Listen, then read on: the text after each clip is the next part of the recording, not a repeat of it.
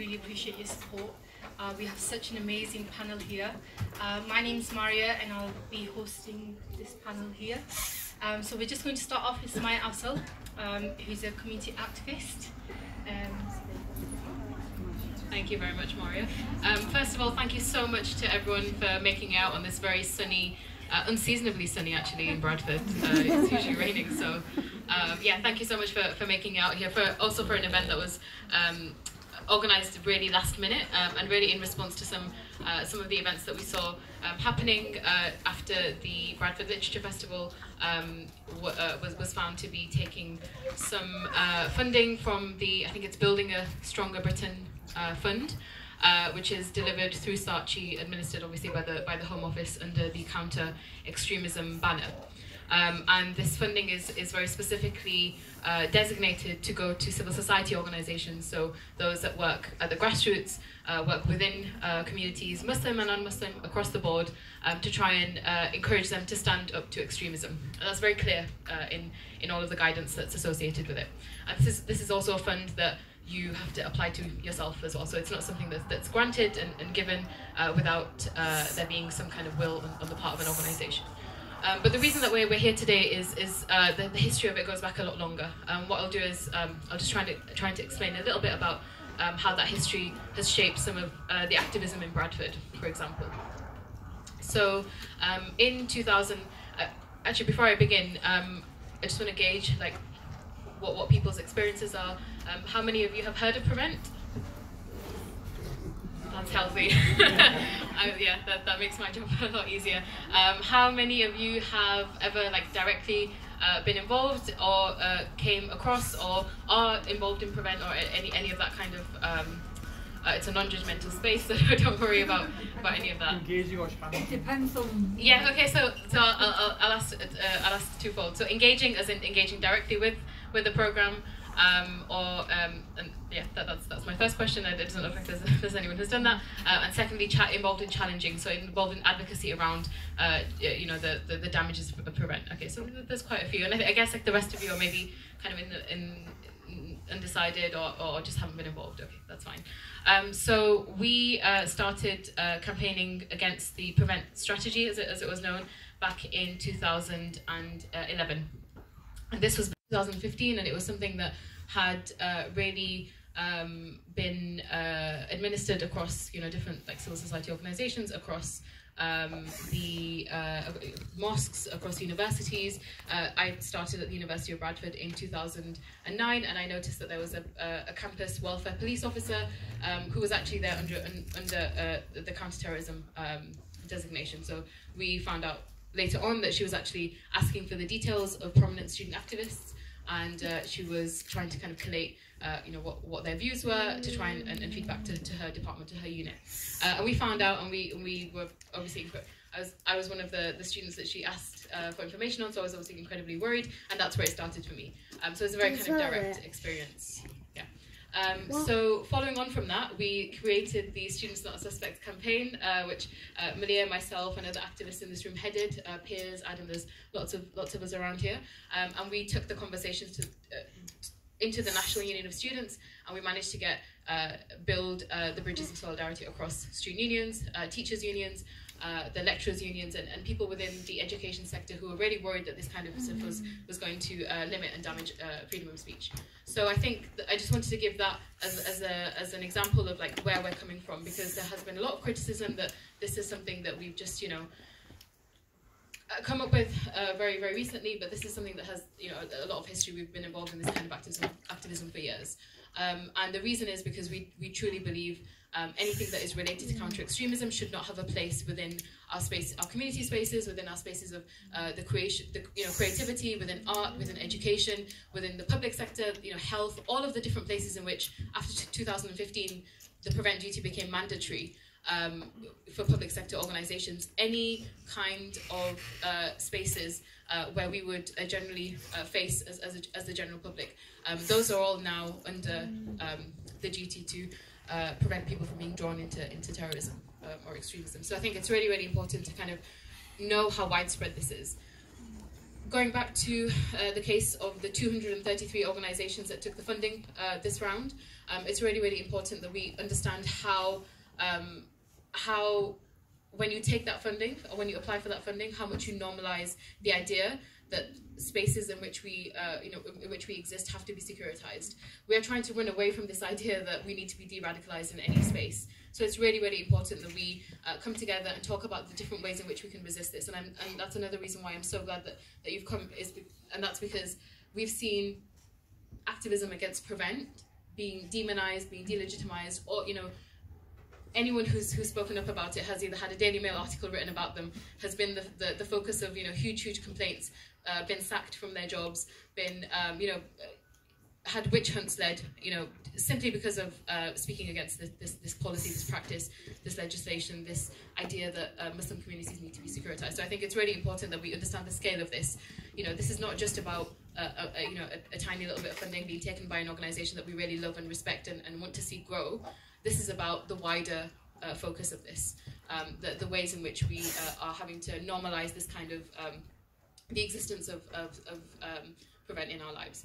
So I'm just going to end by saying, again, thank you so much for coming. Please use this as a way to network, to get to know people within the local Bradford community, and to begin a new round of activism. Malia, myself, others in this room have been doing this for the last eight years, and we faced a lot of backlash, and it's been something that that in the last couple of years we've really struggled to understand how we're going to go forward. But it's so heartening, and it's so optimistic that you guys have come today to hear more about this, to learn about how we can resist the Counter Extremism Apparatus, which is the name of this event, I believe. So yeah, please talk to each other, come up with ideas and practical ways in which we can resist this kind of encroaching of counter extremism into all of our spaces. Thank you.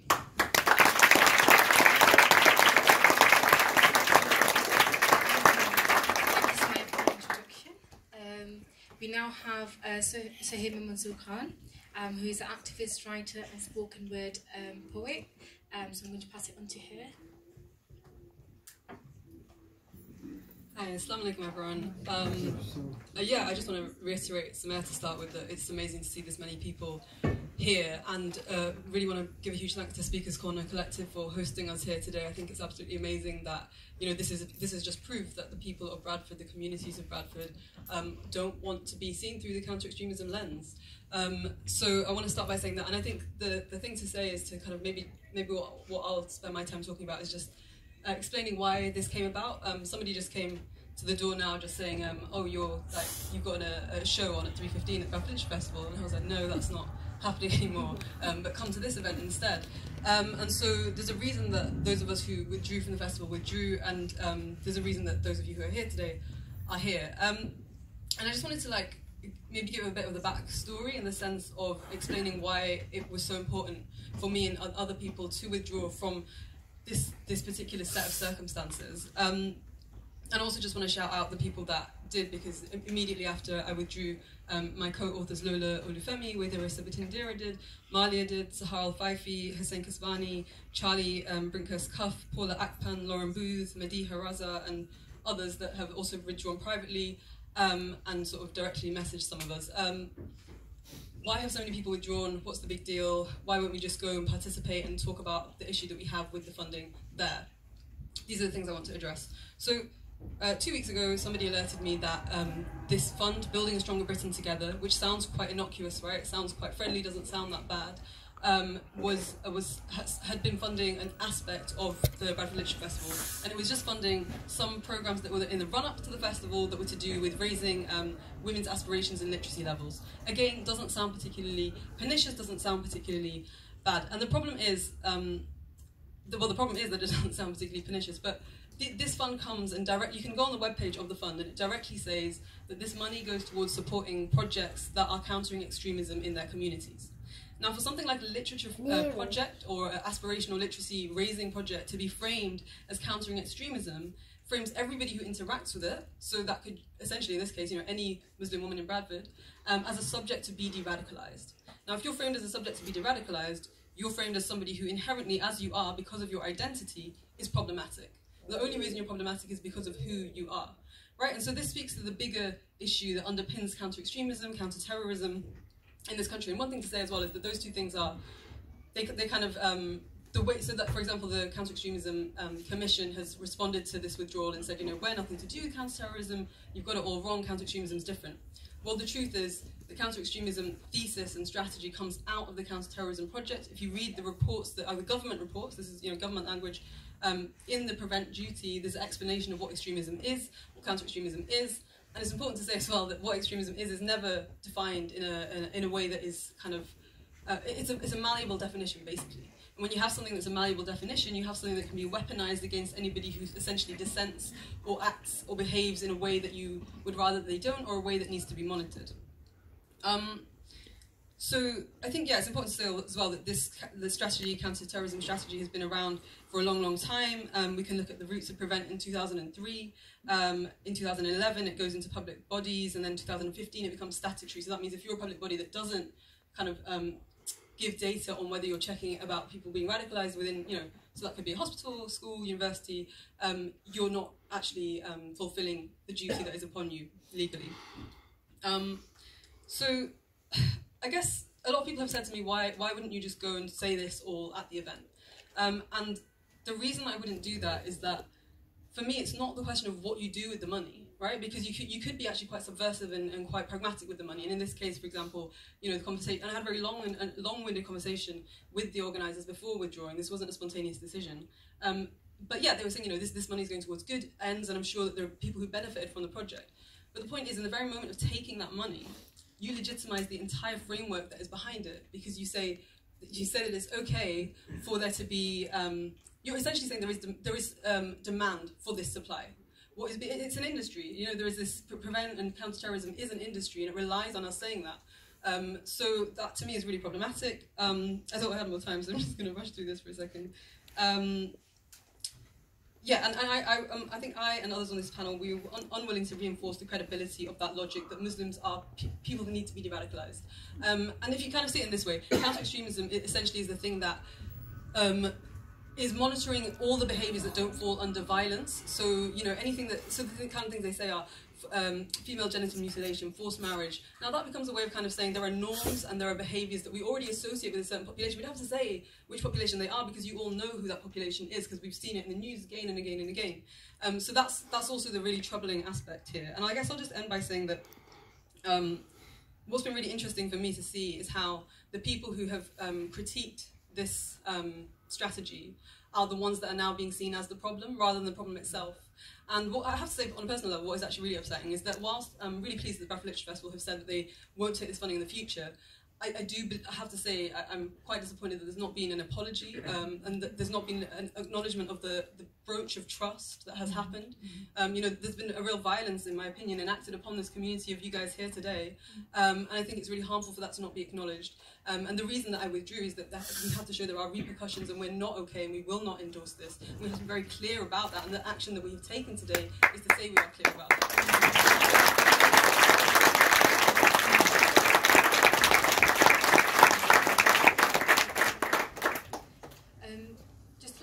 Thank you, Sahima. Just to let you know, my role in the Students' Union is as a women's officer, and quite recently, in the past year, it's all about engaging women into political spaces. And for me personally, it's just been quite surprising to see so many Muslim women come out of these spaces that are much needed in our society today. But moving forward, just to let you know, the speakers will have a short span of time to speak about their section, but we will have question and answers after all the speakers are done. After this panel has been done, there will be 2 workshops. There will be a workshop on the RIS test about community resistance, and then there'll also be a second workshop around building campaigns and how the community can resist prevent, and then there'll also be performances by some of the speakers and readings by some of the most incredible writers that we have here. By the way, guys, I've got a joke. It's probably going to be a really bad joke, okay, but I'm going to try. I'm going to give it a go. How do you make a joke about prevent? I don't know. Go on. Go on. You just prevent it.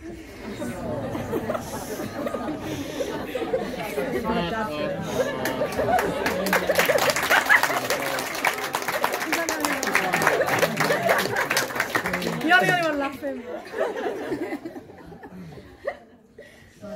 Okay, so now that we've got over that, let me introduce Tariq Mahmood here from Bradford 12. It's a quick introduction, thank you very much. Indeed, I don't know if any of you are old enough to remember the Bradford 12. And if you're young and you don't know, it's not Bradford 12 you should remember, but actually another image of Bradford that was present. And perhaps we should look at why we are together today in Bradford, why not in another city where literature festivals also take place, and why did so many of us make an effort to come here from Manchester, from Leeds, from London, from Birmingham? Why did we do it? Because Bradford has been created as an image of all sorts of negative isms. I hope by the time I finish, I'll share with you another image, and that is, we too were victims when we arrived in these countries, early in the 60s and then later on 70s. But we refused to accept our position as victims, for we began to make our own history. And it's that process I see in this very room makes me a little emotional, because it was, give me a break, I don't know, I'm not normally like this. But let me take you on a little journey, really. First and foremost, that I am not against the Bradford Literature Festival. I'm against what they've done. And I'm glad they're not going to do it again. But most importantly, I'm honored to sit amongst other writers who are, and poets and artists who belong to a culture of change and a desire to change things, for that's where we came out of. This is also, in my opinion, not a Muslim issue. As I think Varinder Singh, my good friend, has sent you a message, you can read it in his own words, that though this is an issue of Muslims, it is not a theological issue. Let me take you back a little bit now. In 1976, I remember in Manningham Park, a white boy came up to me and I said, "Go on, speak some Paki." And I said, "Oh, get lost." And he says, "No, come on, please. I want to hear some Paki." So I swore at him a few more times. And he went off. My son, a few years back in Manchester, came up to me and he said, "You won't believe what happened in Blackfields Park." I said, "What?" He goes, "A white boy came up to me and he said, 'Speak some Muslim.'" And I said, "What did you say to him?" He said, "Oh, piss off." And he said, "What happened?" He goes, he says, "Please, I want to hear some Muslim." And I said, "What did he do?" He goes, "I went boom, boom." And perhaps that was the most appropriate answer he could have given at the time. I mean, he was a teenager then and he still is a teenager now. He was on a bus from school going into the city centre when a load of, he's a big boy, along with another Pakistani lad who's even bigger, and I better not tell you too many stories. And they got attacked and harassed in the bus by a load of white kids who were much smaller than them. Now, they didn't want to fight, they kept quiet. By the time they got into the city centre, lots of the kids had formed their friends and they got encircled. And one of the Pakistani fellas rolled up his sleeves and he said, "La ilaha illallah Muhammadur Rasulullah." He was just reciting. And they all ran off, terrified.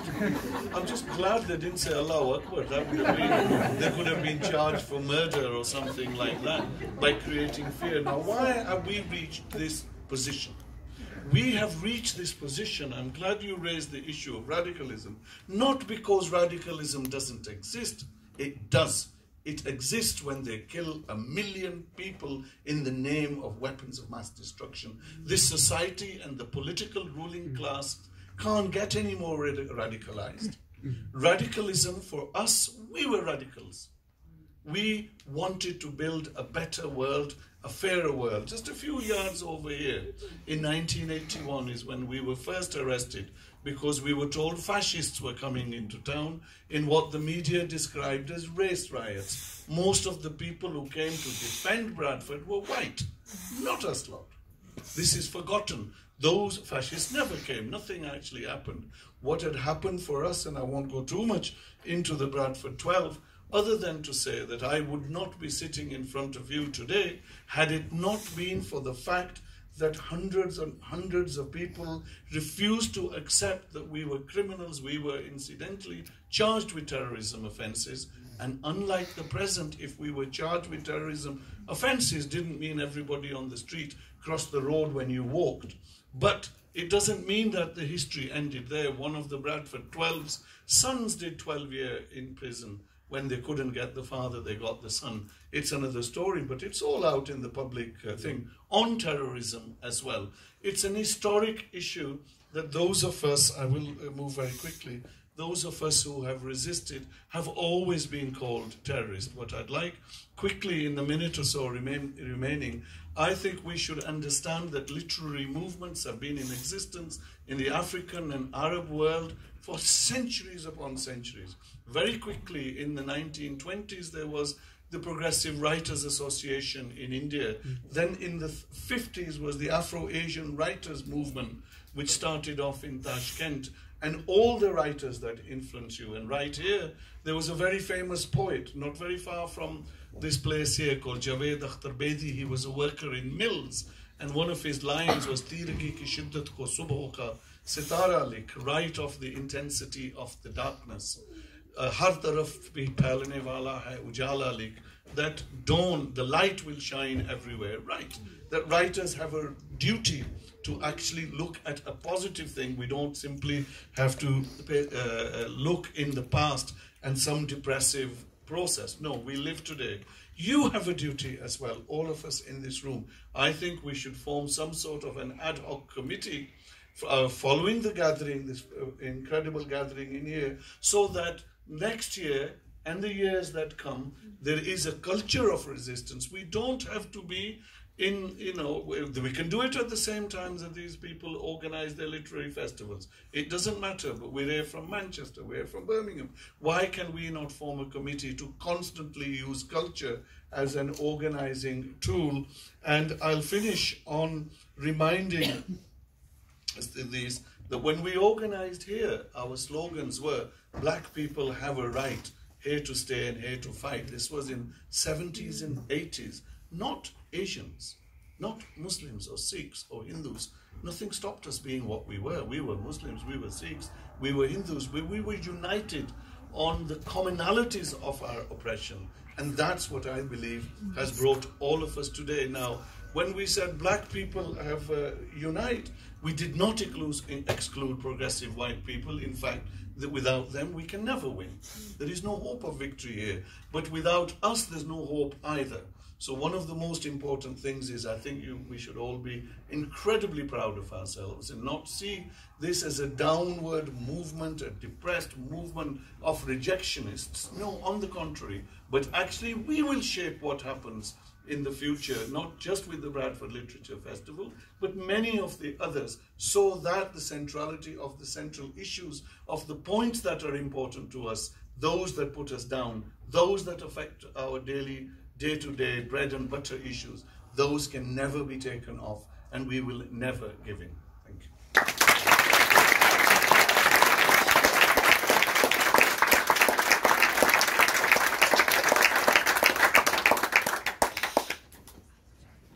That was really deep, wasn't it? Yeah, sure. Very good. I really, really felt some sort of connection there. So now I'm going to pass it on to Malia Bouatier. I can't say the second name. She's a writer. Well. She's written it as Boo. She's a writer and activist. So here you go. Thank you. Assalamu alaikum, everyone. Thanks again for coming.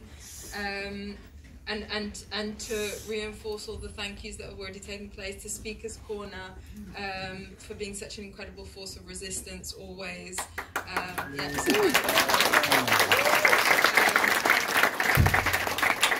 all the speakers and who have been incredible and have withdrawn and on top of that joined us despite having incredibly busy schedules. And most importantly to the Bradford community for your incredible support, but also just being such an inspiration that doing something like this was so easy because we knew it was the right thing to do. So I was actually ironically invited to the festival to discuss my chapter, a chapter that I've written called Between Submission and Threat, the British State's Contradictory Relationship to Muslim Women, in a recent book called It's Not About the Burqa. And in this chapter I discuss the destructive effects of counter-terrorism and funds on Muslim, and particularly Muslim women's, political spaces. So it was just utterly bizarre when all this came out. So I'm going to say a few words on that and draw on what I also would have said in that session, because it's completely relevant, and talks about the gendered way in which this work comes about, which relates somewhat to the video that you saw at the beginning. Because in reality, if the policing of Muslim women doesn't come in the form of character assassination, which most of the women on this panel have experienced to a certain extent, then it seems that the state will attempt to infiltrate and control political spaces where Muslim women are seeking empowerment and organising against the inequalities that surround them. In 2013, the National Union of Students launched a leadership initiative known as I Will Lead the Way for Muslim Women. And the decision came out of the ongoing frustrations that we had within the student community, that men who led our organisations were often celebrated, whilst the women who were given the brunt of the work and expected to be neither heard nor seen in public arenas were really suffering. And this new project aimed to address this, and to address the reasons why Muslim women in particular were not putting themselves forward as front-facing leaders within their students' unions, or running in local elections, or leading, or being the public face of particular campaigns. And many of the Muslim women who would go on to lead national, even international efforts against Prevent and similar campaigns, to campaign in solidarity with refugees, against the privatisation of higher education, and the intersectional women's liberation, and so much more, had passed through the training provided by NUS and this initiative in particular. And then in 2016, and Samay is usually always the source of this information, and so head troublemaker, it came to light that the project was actually funded by the Home Office, and it was linked to targeted counter-terrorism work. And this illustrated the dual approach by state agencies in dealing with Muslim women, because on the one hand, repressive policies such as Prevent target our political expression, and then on the other hand, and at the same time, our political spaces are funded by the very bodies criminalising us in a bid to justify their actions through the prism of women's liberation. So we're both victims of state violence and the very objects used to justify the violence that we suffer. And it's important to note that the funding of this particular project could easily be used to strengthen the narrative of the British state supporting Muslim women to overcome the yoke imposed on us by Muslim men, because apparently they're our only oppressors. And in some ways, the intrusion into the attempted co-option of a space that was supposed to serve as a platform for dismantling the multiple oppressions many of us face, racism, sexism, xenophobia, was unsurprising if we reflect on the historical orientalizing of the Muslim woman by Western imperialist nations. And in A Dying Colonialism, Frantz Fanon, do people know Fanon? Yeah? He reflected on another book recommendation, if we're talking books and literature. He reflects on France's colonial approach to the indigenous women, that if we want to destroy the structure of Algerian society, its capacities for resistance, we must first of all conquer the women. We must go and find them behind the veil, where they hide themselves, and in the houses where the men keep them out of sight. In the same way as French colonialism used the myth of the civilizing mission to legitimise the occupation of Algeria, during which they staged unveiling campaigns for women wearing the traditional niqab in an attempt to liberate them from the repressive patriarchal grip of their men, the British in Egypt saw women as the entry point to disciplining the native household. And in a written piece called Colonising Egypt by Timothy Mitchell, he explains how the colonial officers drew a link between the country's moral inferiority and the status of its women. He explained that they regularly came back to the argument that the retarded development of the nation corresponded to the retarded development of the Egyptian women. And the British Consul General of Egypt, Lord Cromer, wrote in the early 1900s, "The position of women in Egypt is a fatal obstacle to the attainment of what elevation of thought and character which should accompany the introduction of European civilization." So contemporary British practice remains highly reminiscent of this colonial approach. It sees Muslim women as the key entry point for the repressive apparatus unleashed against our community under the cover of fighting terrorism, radicalisation and non-violent extremism. This imperialist obsession with the Muslim events without being asked to accept the normalisation of ideas and practices which disproportionately target Muslim, racialised and dissenting communities. Thank you very much. Thank you very much, Lily. Sorry, I'm keeping the introductions a bit short because we're trying to give enough time to speak. We had 10 minutes. Now I'm going to pass it on to Mazen Bey, who's the Outreach Director of CAGE.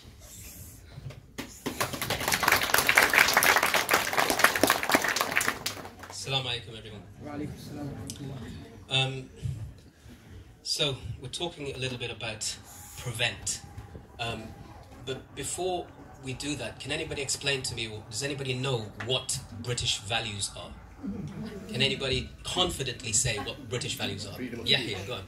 You're stumbling. That's what British values are. There you go. Okay. Going out on a Friday and having a fight.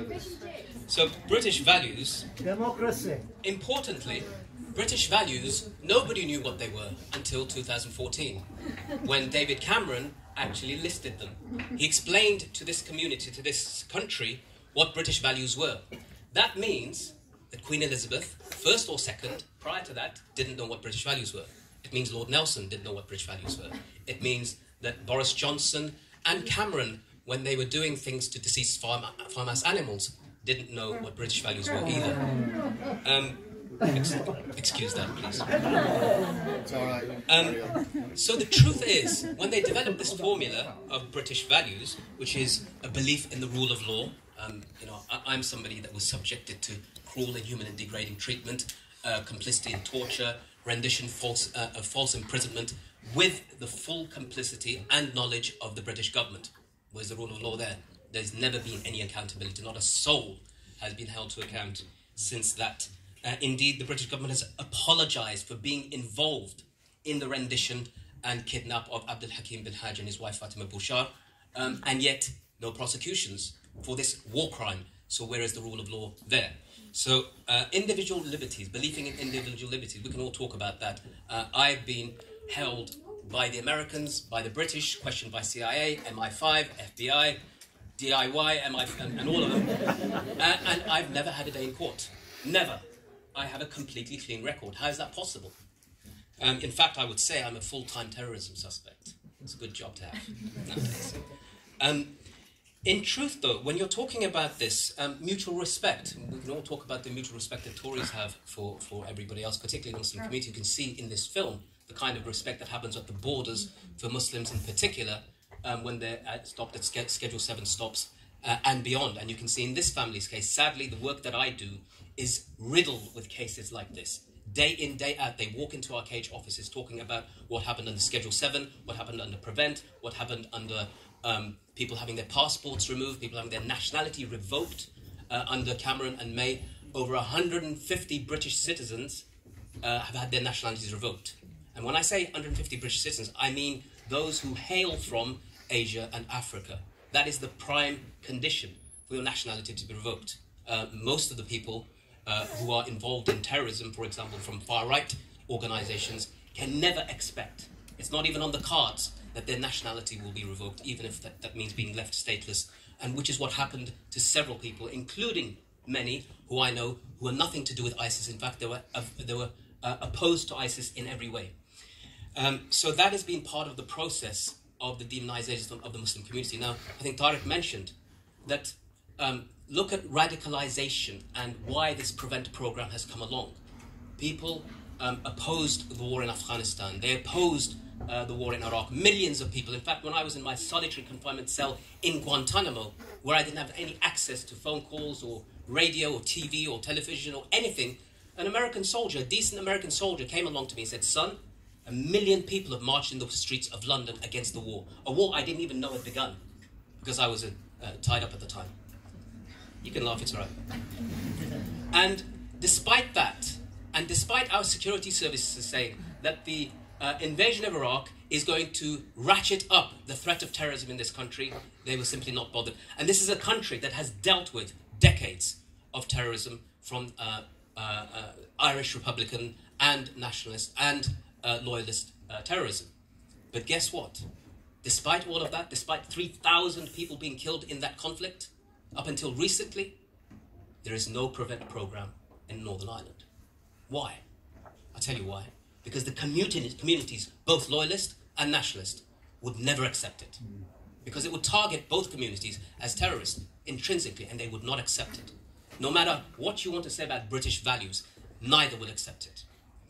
And then you look at the legislation that's been passed in this country. Year after year after year, since the beginning of the war on terrorism, there has been almost a new law passed every single year. Almost 14 pieces of anti-terror legislation since 2000.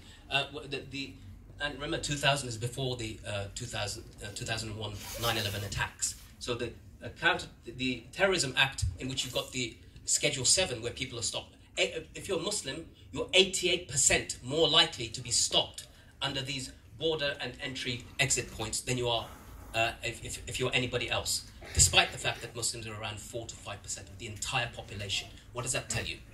And despite all of that, these wars and these laws and these measures to stop terrorism, we are told now by our terrorism chiefs in the country that Britain now faces the greatest terrorism threat it has ever, since its history, since the end of the IRA conflict.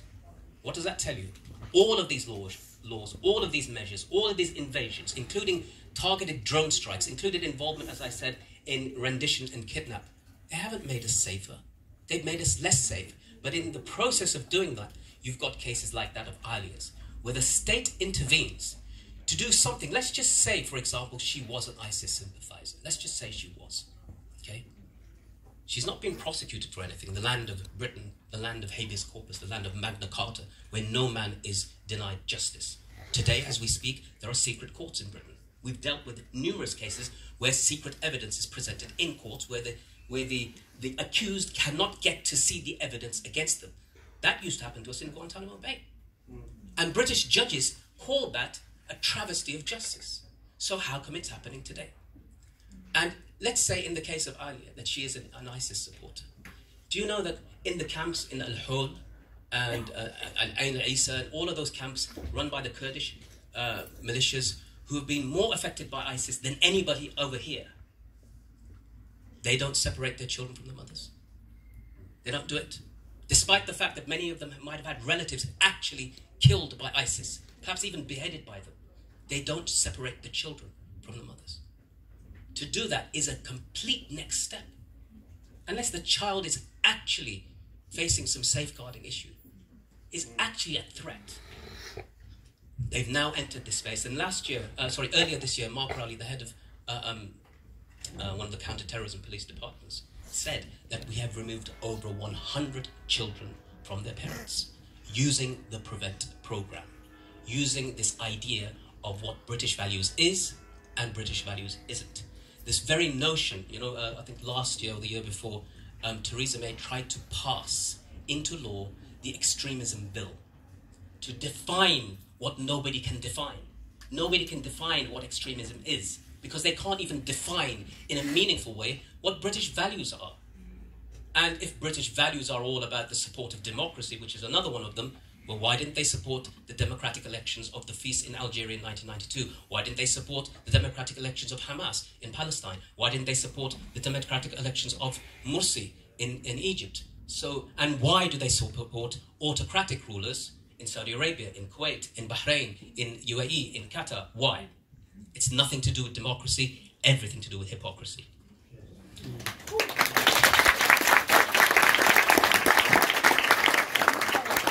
And so, on that note, let me quote the man who said that, Malcolm X. He said, when a man is exercising extremism as a human being, is exercising extremism in defense of liberty and human rights, it's no vice.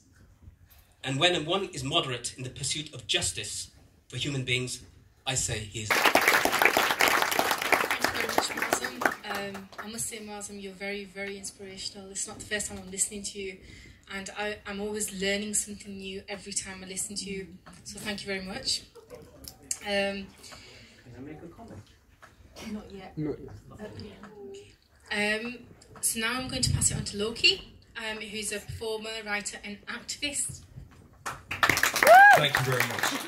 So I am one of the people who was pulled out of the Bradford Literature Festival, and what I'm going to go into are the reasons why counter extremism and building stronger bonds, stronger Britain together, is quite insidious in the way that it frames these things. I'm not necessarily at this point going to be adding anything new to that conversation, but I'm going to look at some of the things behind it and what I feel it serves as a subterfuge of. We live in a securitocracy.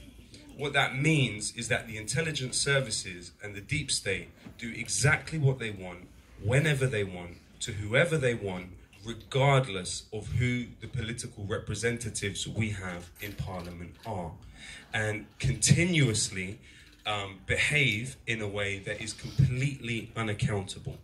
Now, Islamophobia has to be understood as an industry. Ability to defend ourselves and those we love. And that is everybody here. We speak the whistleblower, truth justice activist Julian Assange, and that's, I thank you. My name is Mr. Nadine. Thank you. Just a point, please. Just please try and keep the questions to the point, and not go into comments, if that's okay. The question was obviously, can we get involved? There is so much information that will be given to you once you're signed up. So, you know, as soon as you came in, you signed your name, you put your email address down and your contact number, and those who haven't, please do sign the form as you're going out. But there will be information provided by you. Samaya will give you more information. I'm sure the speakers will give you more information if you hang around and network with them. So if we can just take the second question, please.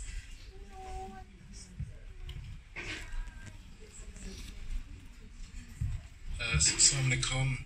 Welcome to peace to everybody. I'm Yahya Burt from the University of Leeds. Just a bit of context about the Building in Britain Together Fund.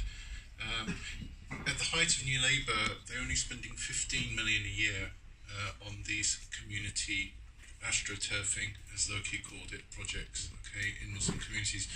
Now the latest figures are saying that under this new fund, Building a Stronger Britain Together, it's 67 million. So it's much more increased. That's in a single year. That's much more increased in size. And we need to do some more homework on this fund because it has a national reach. And I think there was a deal made with some of the Prevent Wallahs, you know, the Friends of Prevent, about 2016 to say, well, Prevent is tarnished. We need a new fund to back our work. And I think a deal was made. And that's why there's a lot of political protection for the fund from a lot of the elite kind of activists who are close to government. So I think we should do a little bit more homework on this. I think a deal was made. I think we should be doing a lot more hard-headed research on it. Yeah, will do. You can shout if you can. Yeah, I've got a featured voice. Kauthar Jam from Leeds. Absolutely brilliant presentations. What would the panel say with regarding this fund that's been made available? Public sector and public services have lost a significant amount of funding, and people are justifying just accessing some funding. Some funding is better than no funding. So what would the panel say to that? Okay, Yahya's question was, sorry, I didn't exactly get your question. It's just okay. Okay. So, okay, how are we taking action around the new fund of £67 million, which has been which is from the Making Britain Stronger.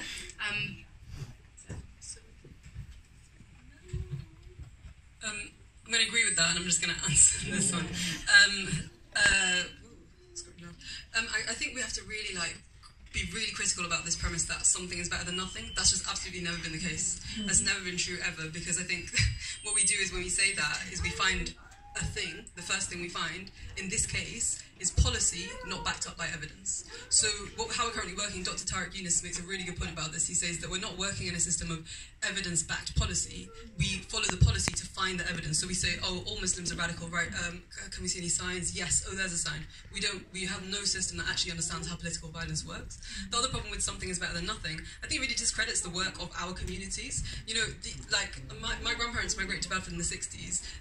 They had nothing. These people, we're people who had nothing. So what suddenly happened to change that mindset? You know, there have been community activists and organisers doing things for decades now, not having to take the money of Counter Extremism, not having to take the money of the state. We've got people together in this room not taking the money of the state. You know, we can do it. And I think if we have to sell our communities... Yeah, just say, it's not the communities I'm talking about. I'm talking about public services. Okay. Public services are justifying... Okay, and I think that is absolutely part of the Counter Extremism Apparatus, is to say, you remove funding from everywhere else and then provide it only through Counter Extremism. And what that does is not only normalise it, but it means that if you don't take that funding now, you become the outlier, you become the extremist. And I think that's really pernicious. Probably let someone else add to that.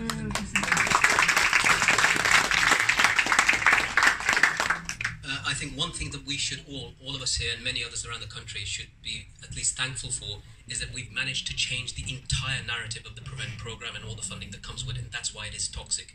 Recently there was a report just by one of the higher education authorities that says that PREVENT is the single biggest, having the causes the chilling effect on debate and research in universities. And if that is the case, you can see, for example, the United Nations actually said that PREVENT isn't stopping extremism, it could be causing it. And if that's the narrative that we attach repeatedly, even if it's through the funding that you're talking about, then it's unsellable to the people.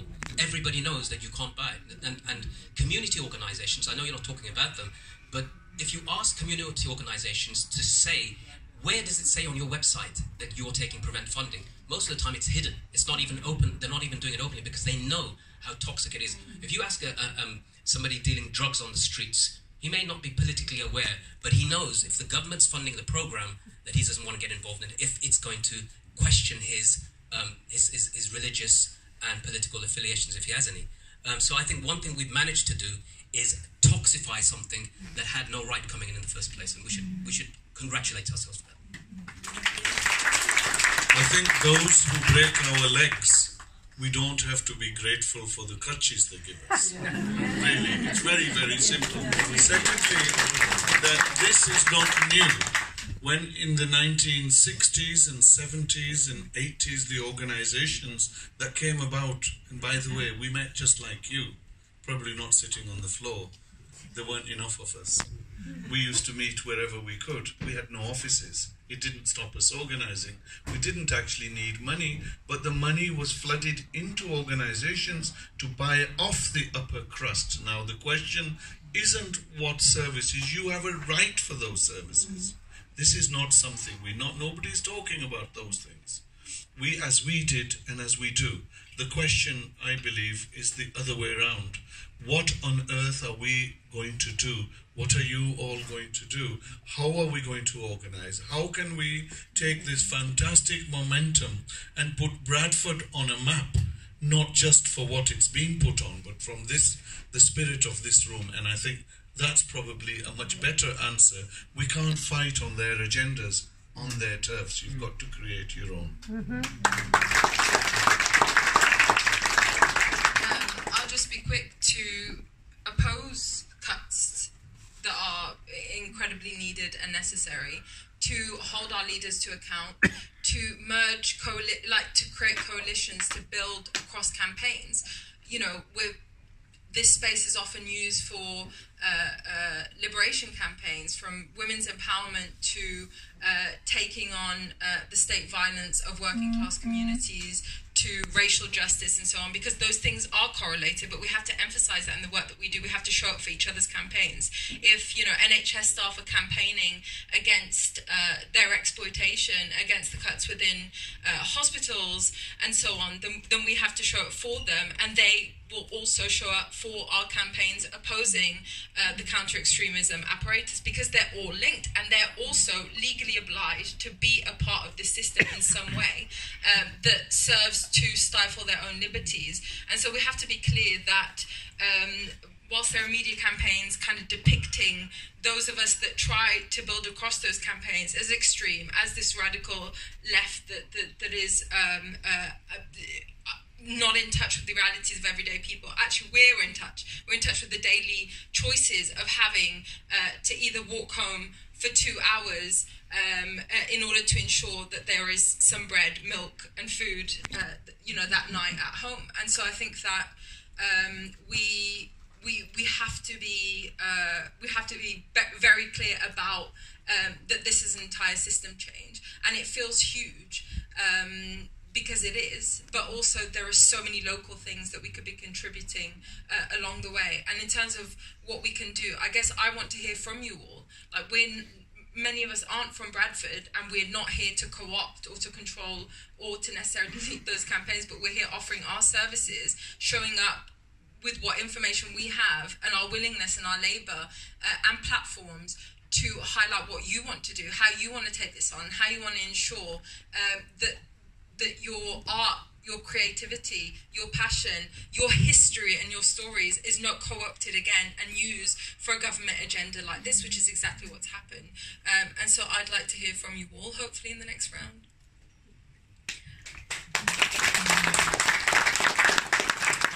Yeah, and the only thing I would add to that is to say that one of the workshops, the one that's going to be running upstairs, is to discuss these very topics. You know, how do we crowdfund? How do we put together campaigns that we can actually effect change with? So yeah, that'll be a really important part of the next discussion. What I was going to say is the biggest problem with a lot of this is that while it is simultaneously ubiquitous, it's also invisible, and it's a kind of omnipotent form of policing. So what it does is it turns the institutions into police and policed, because now they're legally obliged to follow the prevent duty. Now, what I think would be amazing is two things. For an institution to have enough resistance to it for it to be prosecuted, because in the event of an institution being prosecuted for not following through with prevent, arguments can start to be made in the public sphere about what's problematic about it. You can start to look at, you know, the way that Equality Act 2010, teachers, for example, have the obligation to maintain equality between different groups of people. Well, surely prevent is asking someone to contradict what they're obliged to do under the Equality Act. So the more we can tease out these contradictions in the situation, I think the better. And the main way we can do that is by making it untenable. And actually, today we could look at it as some form of a blueprint for that model of making it untenable. If people take this funding, if we know that data of people is being shared with this, you know, this is a traumatizing force. Let's be absolutely clear. If you're a person that has to go for therapy, okay, at the NHS, if your experiences of life have traumatized you, if you're being spied on by your therapist, then you're being doubly traumatized. If you're someone getting stopped under Schedule 7, and then your child is getting taken out of the classroom and questioned just because you happen to get stopped under Schedule 7, these are traumatizing forces. These ruin people's lives. Let's be clear about it. Let's be clear about the human cost. Let's be clear about the contradictions within it itself. Let's also know that it's not just the public sector now. You know, McDonald's, Tesco, River Island have all signed up from the public sector to be a part of this, while the private sector is responsible for a very small percentage of the referrals that take place under prevent. You know, it's part of this. So I think, you know, the key is as always collectivizing. You know, and today is a step along that road to collectivising even further, I would say. I've just been aware of the time at the moment. We've only got about 7 minutes. Kosa, did you feel like your question was answered? Yes, thank you. Okay, yeah. brilliant. If we just take another 1 or 2 questions and just ask the speakers just to... 3? Okay. Okay, so 1, 2, 3. Yeah. Can I also not be recorded? Yeah. Okay. Okay, can I just ask those who are asking questions, please, can you be a little louder, because the people at the back on that side actually can't hear you. So you can't take the mic too close to the speaker. I'll speak. Yeah. I can speak loud enough. I've been born and raised in Bradford. I'm not being recorded, right? I've been born and raised in Bradford. I have to just explain my kind of background. I went from like a multicultural primary kind of community to a predominantly white secondary school, 6th form. I was the only Pakistani in my year. After that I went to uni, which was predominantly Pakistanis I was around, and I wanted to meet Muslims because I never had that experience, and it was a shock to my system to see the culture part of it more than the religion. And the way I see it is like in Bradford, if people actually followed Islam for what it truly was, we'd be a happier community, we'd be like a proper, built community. What can we do to people who don't want to educate themselves? The way I see it is like they use what their parents are teaching them, and that's kind of just their circle of life. So like to me, I've seen a lot of materialism. You don't have to look far to walk down the street to see like drug dealing taking place, and then we're already stereotyped as it is. you just have to about 30 seconds left if you... Yeah, that's fine. So I know we're going to do like a whole workshop, but I know it's such an open question, but how can you educate people who don't want to be educated, but they're around you 24/7?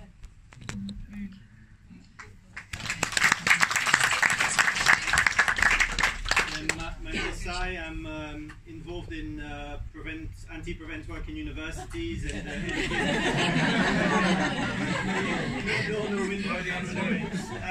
in anti-prevent work in universities, the educators, informants networks, and one of the things we tried to do in my place was to get a boycott going and to say the only way in which we break prevent is basically what you're doing, which is to say this has to be civil disobedience. If we don't start collectively saying we're not doing it, we'll never break the law. The problem, I think, is that people are terrified, and that's where austerity functions in the other direction, which is that people are scared to lose their jobs. Universities and schools are being privatized. If the government comes after them, will they shut down? Will everybody lose their jobs? And you can feel, I'm in a quite left-wing place, lots of people are happy to criticize prevent. When we started going around office by office and saying, put your name off this list, we need 100 academics who are going to say, we're not doing it, we're not referring anyone, and we launch a thing collectively of saying we're stopping, the amount of people that were terrified of doing it was really striking, and austerity plays a role in the opposite direction. So my question is directly to everybody involved in speaking and organizing today. This is incredible. I think you're putting a marker down, but I think what Tarek was saying about the fact that you need to make this into an organization can't be emphasized enough. We used to have, through the NUS and UCU, some beginning of a national network, which for a whole number of reasons collapsed. But we need one. I think we need a national political leadership against counter-extremism that takes this on. And I think the people in this room speaking, participating, organizing are the people that need to be that national leadership that can give a direction and a protection to people in lots of different isolated and individual campaigns that are trying to resist this kind of stuff. And so I guess my question is, can you please do it? So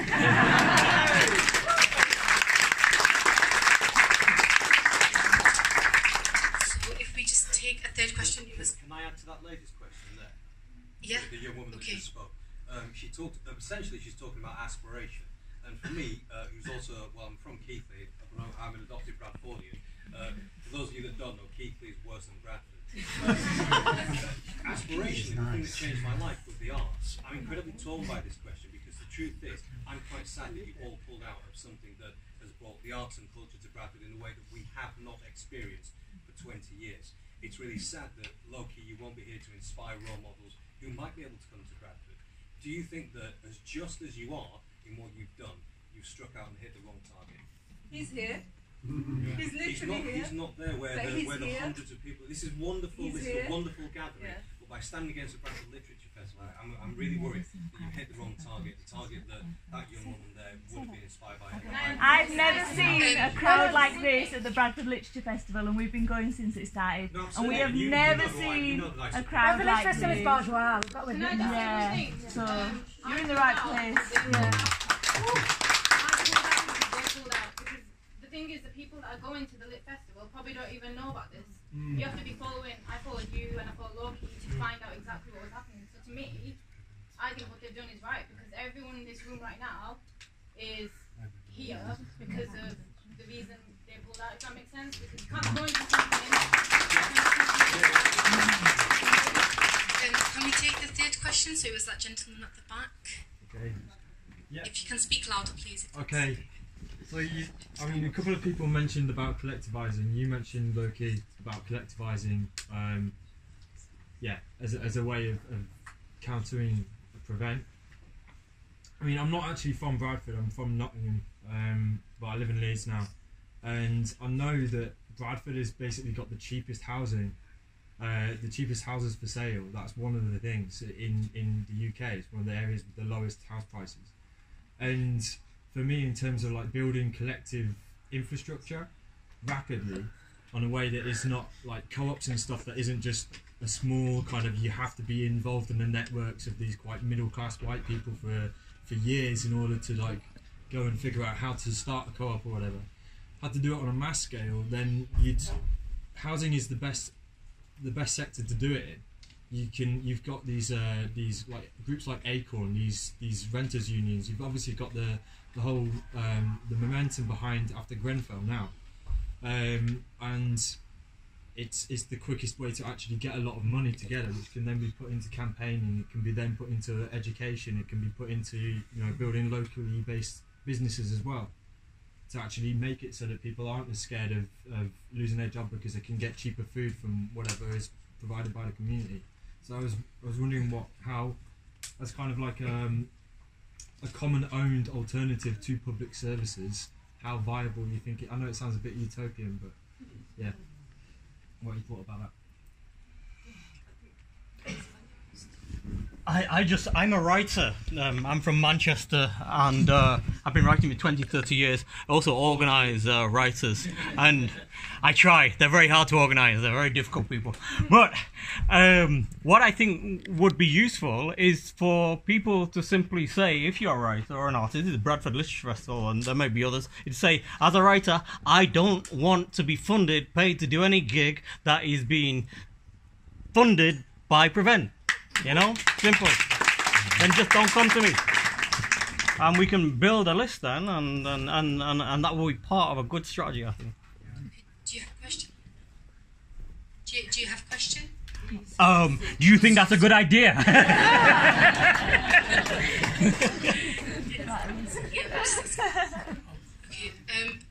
I do want to actually take a question on that side because I think we've had too many questions on this side. I will come back to you.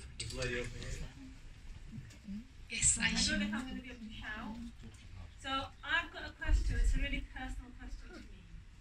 So when I was about 24, 25, my ex-husband was radicalised online, and it happened over a long period of time.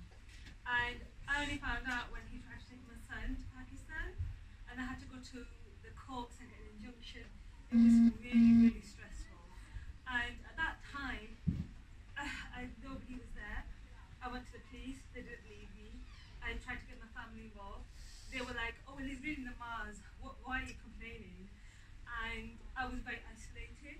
So listen to everybody, I completely agree with what you guys said about Prevent, but I also feel that, what would you say to the 24, 25-year-old, 13, 14 years ago, who had no belief to turn to? My son's okay now. He's fine. Just take that last question. Sure.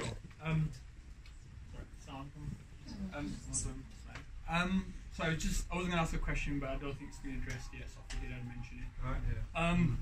I'm from Dewsbury. Obviously, you've spoken Dewsbury and Batley, and you've spoken in Dewsbury and Batley in the past, and so you're aware of kind of issues around my age and in Bradford. We've had likes of Cage, Impact, Men.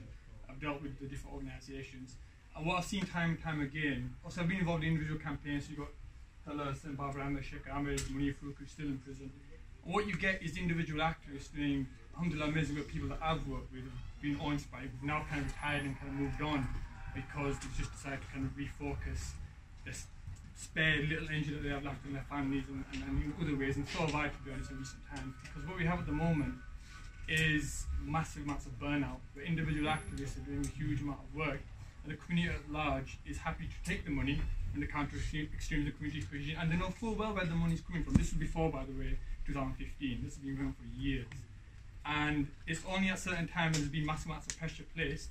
For example, they've shared events with the Prevent under Peace in Dewsbury, that we managed to get an event cancelled. It's been a very, it's like a small stone in a very, very big pond. You guys all pulled out one after the other. No pressure was applied, and that's what's unique for the North. You just massive amounts of pressure. You get Impact Action Alert on Men or Cage highlighting it. But this is not the norm. This is more of an aberration. And everything that Loki said, I second all of that. You know, think tanks like Henry Jackson Society for the money trail. We can't even deal with EDL at the bottom rung in our areas. Forget the high rungs you're talking about. And we've had these talks for years, and Wazam can tell you. And he's aware of all the institution, the organisation, all the Jumche in our communities. So what I would say is, genuinely, as a... Jumche means spoons, by the way. House Muslims, basically. Yeah. Looking Malcolm X. But different contexts, but similar. I was just hoping that maybe you and Samaya in particular could talk about it in the northern context of what you've experienced, and if you've seen things actually getting worse over the last few years, despite all the national movement against Prevent. I accept all of that, read the reports. Last point, anytime I should refer to Prevent or challenge them publicly, I would always refer to Home Affairs Select Committee reports. Rizwan Sabri, some at the back, refer to an MI5 report. I would partly disagree. I would read, I would learn, I would reference, be very, very careful because of my dealings with the state apparatus in the past, as you know. But that is not the norm. It's like a couple of people and that's it. And the community of the monkeys. So anyways, that's just my question that felt kind of needed addressing from your own personal experiences. And let's be realistic, be honest with the audience here. Come on, be real. And then say what you want to be doing moving forward, given what's already gone on in recent years. Thank you.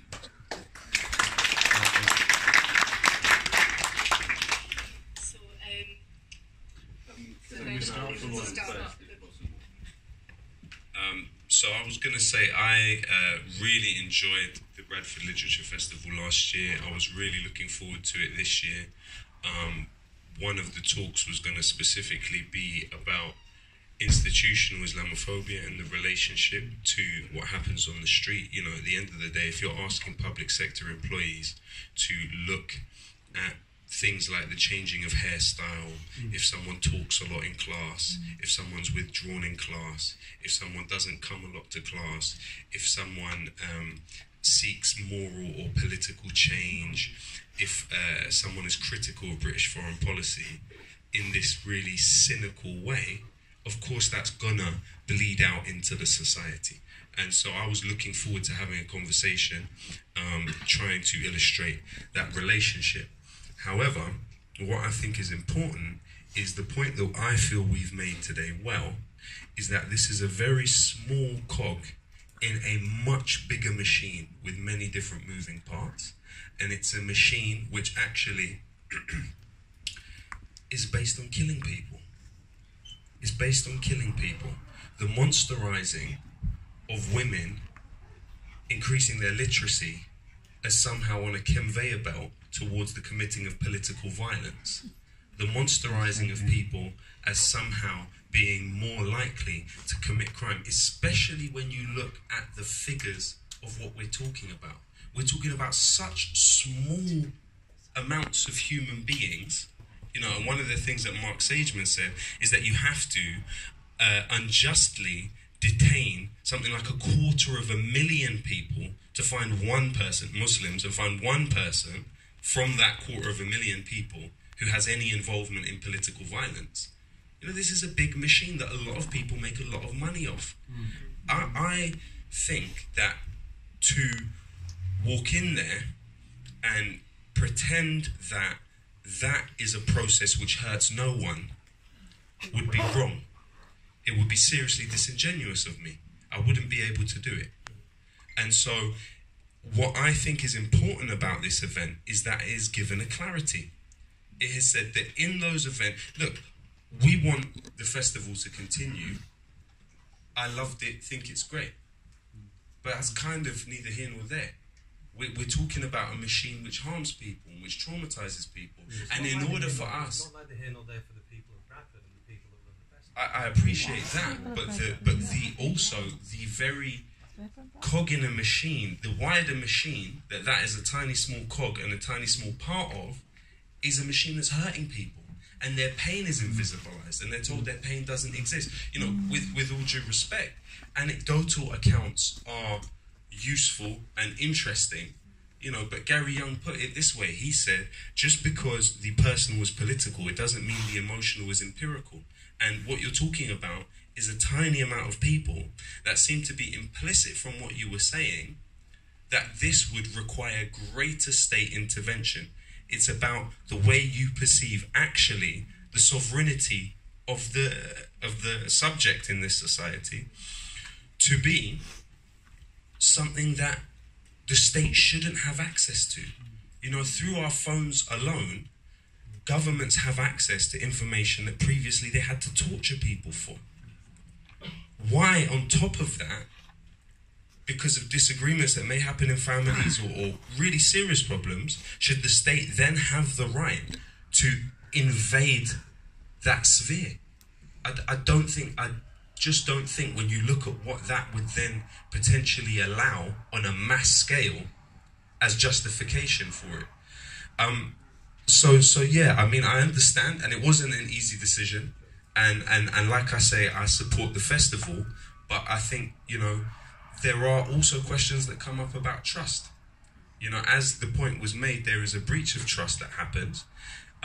People need to have transparency to know where data has gone, who it's being shared with, you know. And what we would obviously prefer is a situation where a festival wouldn't feel forced to be in that position. So that's obviously what we would also aim to kind of be working for and work towards. But yeah, I mean, that's the kind of best response I can give at the moment. In terms of the question that was put over there, I would say, you know, we actually live in a country with Israel-Palestine level of land inequality. What do I mean? I mean, 1% of the population own 50% of the land. There's 300,000 people homeless in this country. More of the land in this country is used for golf courses than is used for housing. 1 in 59 people in London are homeless. There needs to be land reform in this country without a doubt.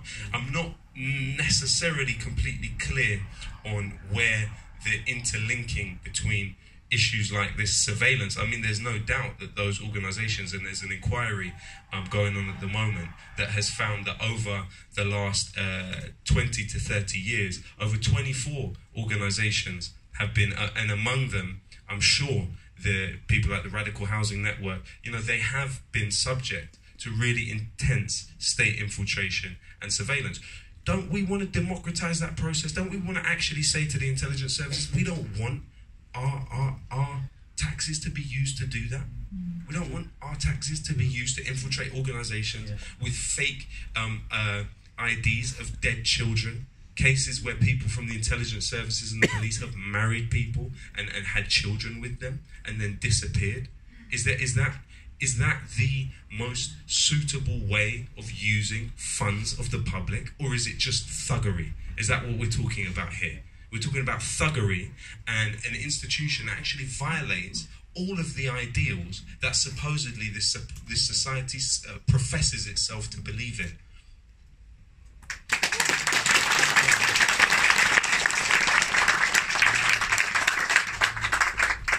I also just want to pick up on the point about the Literature Festival and that other speakers have dropped out. I live and breathe Bradford. I'm from this city. I have worked, campaigned. My family live here. I do everything for the betterment of the people in this city. Everything that I do, that's my basis. That's always my compass and my lens. So when something that I really, really love, and when I tell you I am the biggest fan of the Literature Festival, I can give you reams of evidence. Exactly. And the reason why this has been so monumental and so difficult for so many of us, I've been on holiday, right, over the last 2 weeks, and I've had phone calls from people telling me, you're doing something wrong, don't do this event, why are you damaging the credibility of the festival? If anything happens, it's now your fault. Can you imagine the kind of situation that puts someone like me in? Where I have my principles on one side, when I have my activism for the last 8 years, and I have something that I have loved for 5 years, completely going against that, and I can't even say, I think this is wrong. If I can't even say to someone or something that I love, I think this is wrong, where are we in society? And that's the conversation that we absolutely support, and this is also a broader conversation about values as well, because if we want a literature festival to be grassroots, if we want it to be beneficial for the community, we have to have common values, and those values, and you know, taking that funding, it's not a value that I share, and I have to be able to call that out. I have to be able to say I don't agree with this, and for all of the reasons that have been outlined, you know, in all of the speakers in talks, you know, I find it difficult how you would not be able to understand the kinds of impact that this has, that Prevent has, the Counter Extremism Apparatus has, the way in which Muslims consistently feel more and more securitized. I just want one space where it's... Because I appreciate the impact of the arts as well. Yeah, I completely agree. But I think we still need to kind of pursue an independent way of doing that. It can't be through the lens of extremism, and I have to be able to draw a line at that. Yeah. So I think, yeah, and then going across onto the question about is it kind of more difficult for people to organise around this? It is inherently more difficult. When I first started, I was a student. I had no idea what I was getting myself into. I had no idea the kinds of backlash that we would face. You know, we talk about the Henry Jackson Society. The campaign that we set up, Students Not Suspect, was the focus of an entire report by this think tank that has, you know, incredible amounts of funding. And they mapped out an evaluation and a summary that we could never have done, really. I mean, they made us seem very, very successful. But what I'm talking about is but what I'm talking about is there have been so many attempts to delegitimize anyone who speaks out about Prevent. And whether that's, you know, Kareem's mentioned it, lots of other people have mentioned it. You know, when you push people to a corner and say, these people are extreme, don't listen to them. Then you go further and say, the people who associate with these people are potentially extreme, so don't associate with them. Then you end up with a very narrow window of debate, of dissent, right? And that's why having a balanced panel, having a for and against. I have been going to these events, I have been speaking in these events for and against for years, and not a single time have I found it beneficial. That's not because I'm entrenched in my views and I don't want to take on anyone. I consider everything that everyone says, but the conclusion is the same. You can't legitimize this kind of funding, you can't legitimize this kind of framework of looking at communities. And I think we need to have a broader conversation, and we can do this in the next session, where we talk about the ways in which we fight the kinds of delegitimization, where we support each other, we collectivize, we organize these campaigns on a basis that we might not agree on, you know, on anything else, but on this we agree on. And I really want to, you know, emphasize, this is not about the Literature Festival. This is not about, you know, the Literature Festival is one of 233 organisations that took just this round of funding, right? This problem is much, much wider than this. So we need to be having a conversation about that as well. Yeah.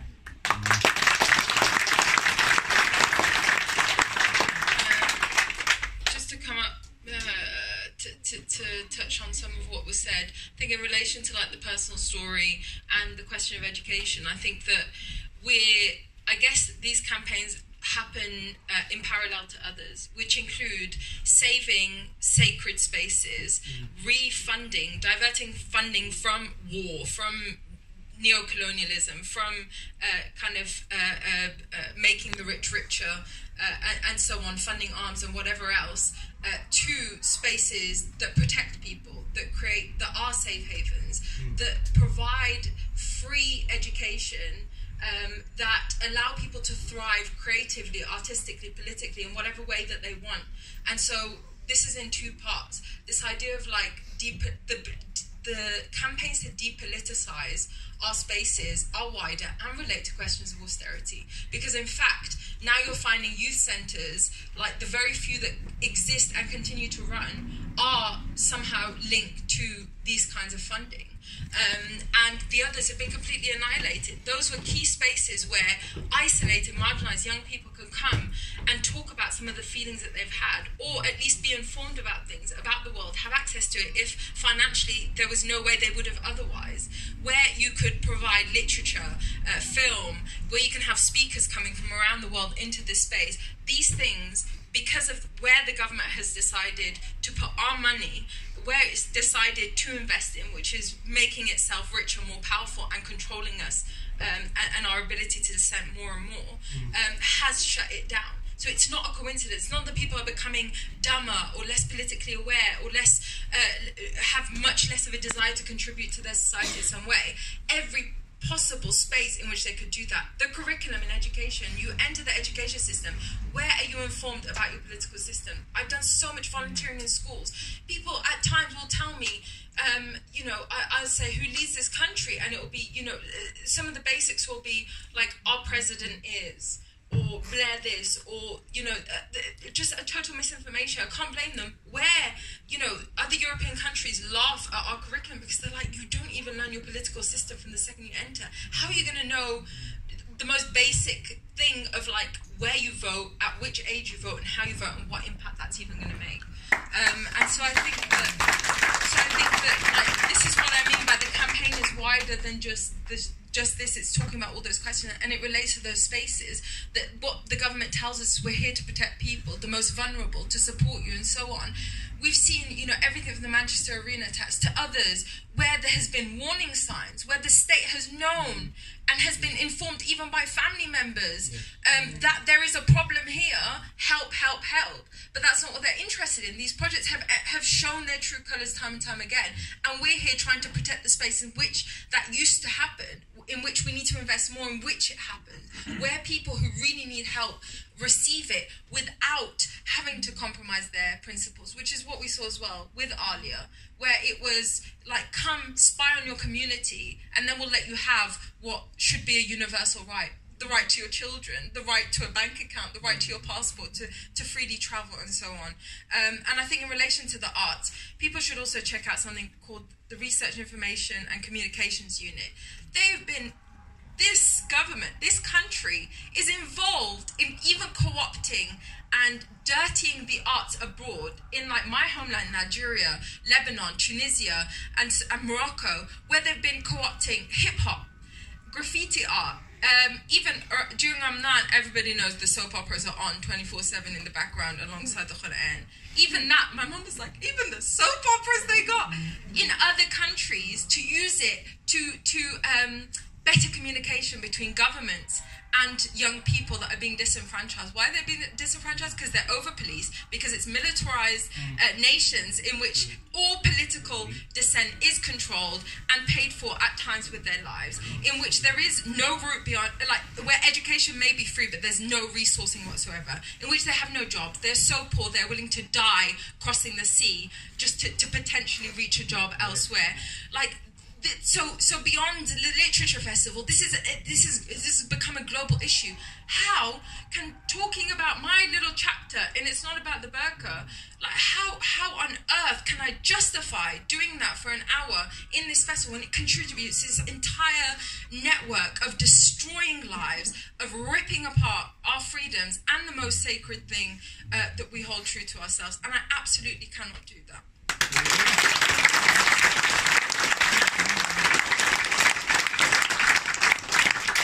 Thank you very much for the very moving comments by everyone so far. How many of you here are writers, poets, or artists? Well, I know there's more than that. Come on, admit it. Nothing wrong with that. Okay. Well, why do we all write? Why do we paint? And what do we paint? Well, I live, which I think, in this time, and we all live in a time of monsters. Yeah. This is not just that we have monsters in Britain. We have monsters ruling in America, in India, right across, including Pakistan. We live in times of monsters. Only monstrosity can govern that world. What do? I came out of jail here in 1982 or something, and one of my friends recited me a few lines from a Palestinian poem, or rather, a poem by a Palestinian writer. He said, I wrote on the clouds, down with censorship, they confiscated the sky. At the moment, every part of our life is owned, but they will never stop us writing on the clouds. So what do? Those who don't wish to be educated. Well, why are we worried on that?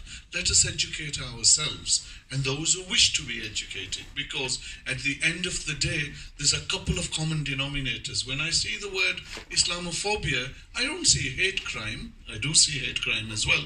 I see racism. It's the same racism. It's built on the old one in which I used to be a Paki basher. Any of you from Manningham, Lum Lane, Carlisle Road?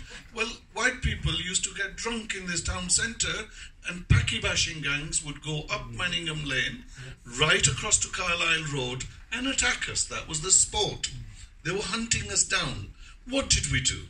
We did not go to the police. Do you remember the Yorkshire Ripper? Yeah. They harassed me and my friends on Carlisle Road, pretending to be looking for the Yorkshire Ripper when they knew full well he was white.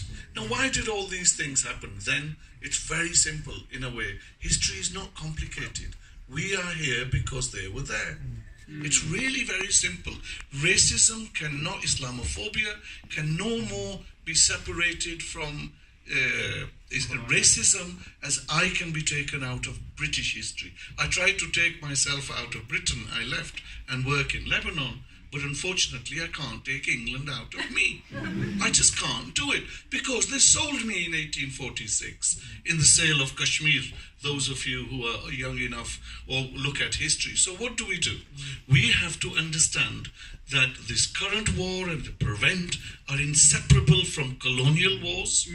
We stand against colonialism. We cannot be anti-colonial without being anti-imperialist. Even when they don't have colonies, they are invading. And just for your facts of information, when we were organizing in Bradford in the Asian youth movements, they were recruiting people, Muslim youth, from my friends to go fight in Afghanistan, because then the Muslim youth were regarded as freedom fighters.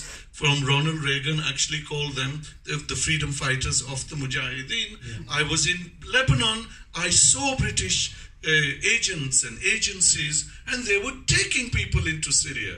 Let's not forget what they did in Libya. They took people from Manchester, and the horror that befallen us here. So whether you like it or not, you cannot separate racism from imperialism. You cannot take yourself out of the imperial bondages. But what you can do, you can organize, you can resist. In my days, it was mostly us lot who were getting attacked.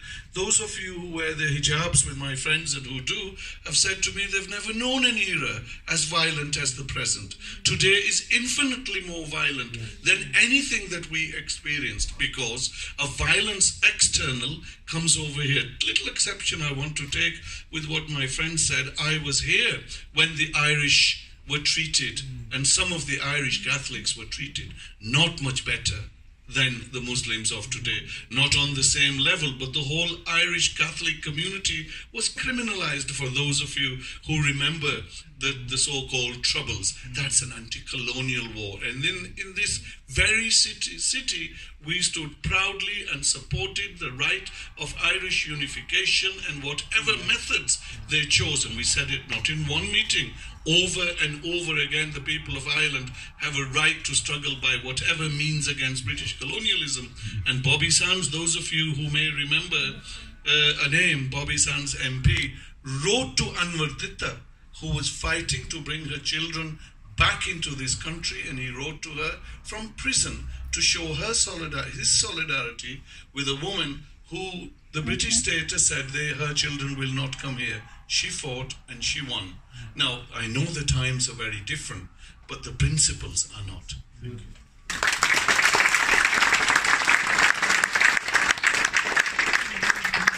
I'm going to try and remember the questions again. I'm going to go with the sister who mentioned thing about your former husband. My heart goes out to you. I've dealt with many, many people who've been in similar situations. And of course, government legislation today in terms of prevent, it claims success by saying that we stopped 150 people from going to Syria as part of their success evidence. The question I have to ask them, and I asked them a couple of weeks ago, the head of Prevent in Birmingham, I said, is your role, the job of Prevent, is it to stop people committing acts of violence in the UK? or is it to stop them committing acts of violence in Syria? What's your priority? And he said both. I said, that's interesting, because your government was planning to bomb the Syrian government and was supporting the Free Syrian Army up until 2014 with non-lethal aid. So I ask you again, because Khurram Butt, who is one of the London bridge attackers, was actually on the target. His brother was in retreat of Prevent to the tune of £10,000 by the police, and his family took his passport away. Now, had he gone to Syria, the question is, had he gone to Syria, would those attacks have been carried out here, because he was the leader of the attacks? It's a very difficult question. But my point in asking that question is, Prevent was always about stopping attacks in Britain.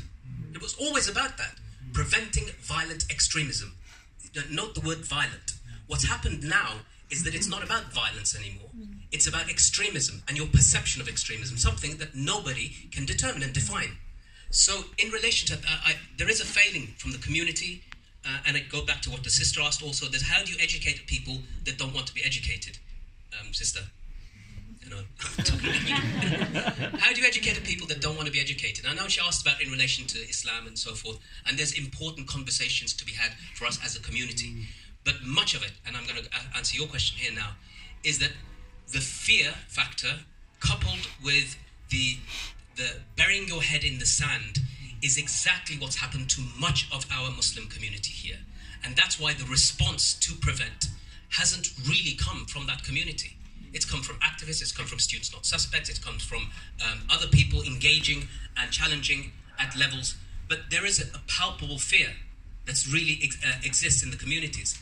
And I've spoken to people from where you come from, where they've actually said that we know nothing about Prevent, but we're celebrating the Queen's birthday next week, and the armed forces are coming along and we're taking part in that too. I said, why do you need to have that happening in a mosque? I mean, do you imagine churches? Do you imagine gurdwaras? Do you imagine synagogues doing the same thing? That mosques actually now are forced to make a statement, say that we actively, openly allow the recruitment of soldiers from our masajid and also push our support for the agenda of the military.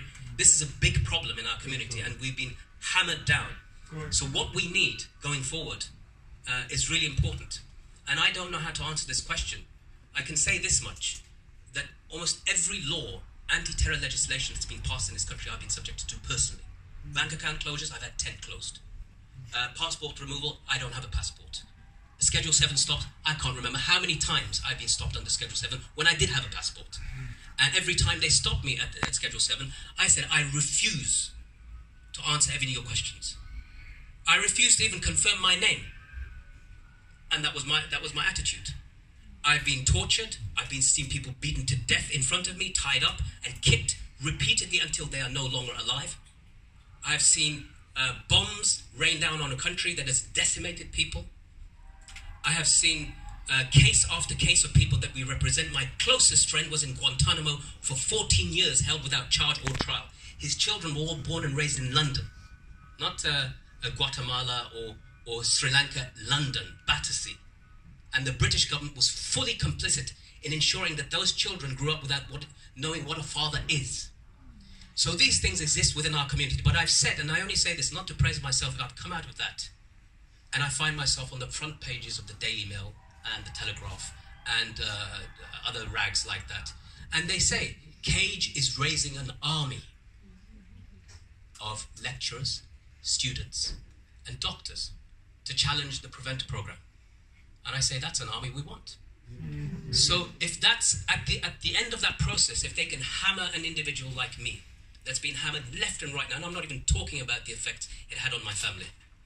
If they can do that to me, and I still stand up and say, I refuse to bow down, then our community needs to take a strong, hard look, not at me, but our ancestors, forefathers, whether they're Muslims or not Muslims. We need to take a strong look at people who made a change in history and say that's where we take our inspiration from, not Boris Johnson.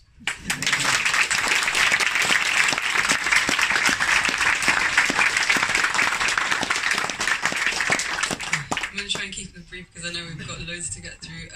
I think everybody's covered so much, so I just wanted to say 3 quick points. One, I think there's a bit of a false binary here, the idea that artists should produce the content of that art for people to enjoy, right? as an artist, where you perform, who you perform to, and what you're doing with your performance is as integral and as important to what you're saying.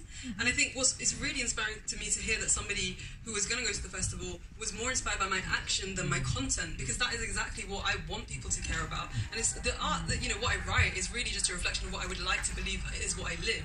And so I think actually for Loki to do this and take this action of withdrawing sends a much more important message to the people who will listen to his artwork and to his music, because that's actually a life lesson. This is a lesson about what the kind of futures and the lives we want to live.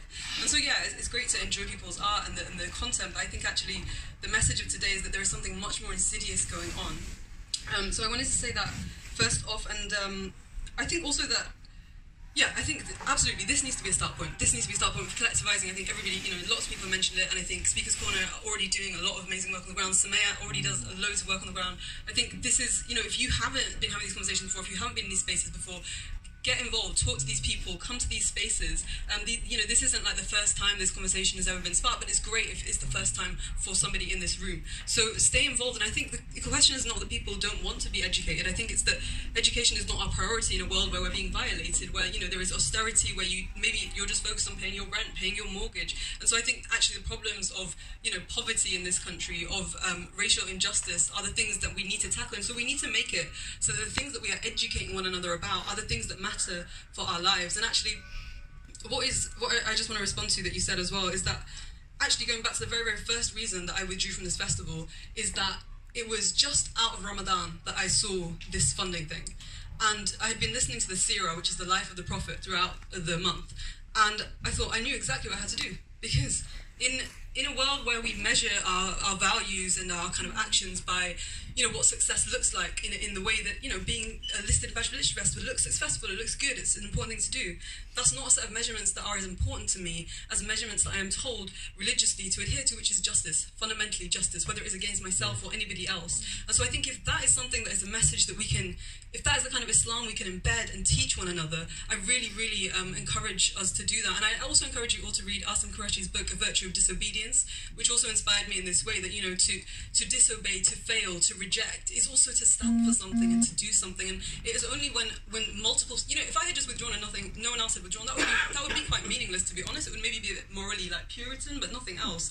It's the fact that multiple people did it, that now we're having a conversation, that it has an impact. So I think we always have to decide to do the thing that is right and just, rather than the thing that is sort of, you know, will look good, essentially.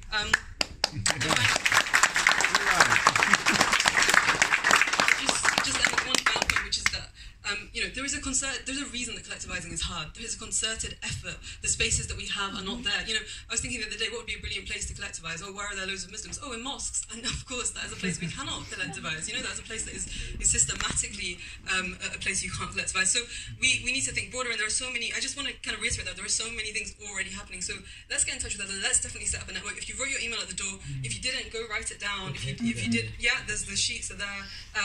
Let's keep in touch via, you know, the event group. We'll take this conversation further, and I think please just talk to people before you leave. Thank you. Muslims who withdrew, yeah? Excuse me.